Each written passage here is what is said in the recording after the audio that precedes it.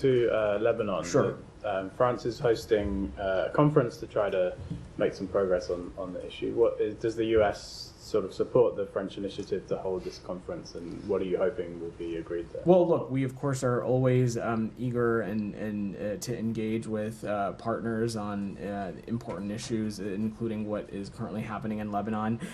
We will have representation at this conference. We'll hopefully be in a place to announce that in the next day or so. So stay tuned on that. But look, when it comes to the Middle East, France has been a vital partner in continuing to marshal support for, in the context of Gaza, of course, trying to get us to a ceasefire. And similarly, we know that they share our goal as it relates to Lebanon for creating the conditions that will allow civilians on both sides of the blue line to return to their homes. And we know that they also would like to see 1701 effectively implemented. I have no doubt that a lot of these things will be talked about, as well as ways in which participant countries in this conference can continue to support humanitarian efforts in Lebanon as well. I expect all of this to be discussed, but I don't want to get ahead of the conference. You mentioned the US participation, but it hasn't been announced as part of the Secretary's travel. So do you expect? I don't have any announcements to offer as it relates to the Secretary's travel. The Secretary, we expect, will be in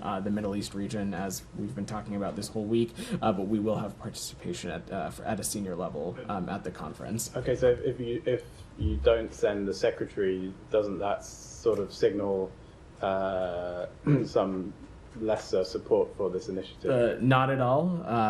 We will have senior level representation, and I will say that this is something that the Secretary himself will continue to be personally engaged on. He's certainly talking about the issues surrounding Lebanon while he is on his travel. He is talking about it with important counterparts and interlocutors, and whatever our representation ends up looking like in Paris, we of course will be very latched up with the totality of the department. And again, I think we kind of get into this back and forth of whether just simply present somewhere indicates any kind of prioritization, and that certainly is not the case. This is a priority for the Secretary. The Secretary is on travel in other parts of the world right now, but this is a vital issue to him, and we will make sure that there is senior level representation from the United States at it. And if the other countries there, specifically France, would like to see a ceasefire, your position, as most recently, seems to be that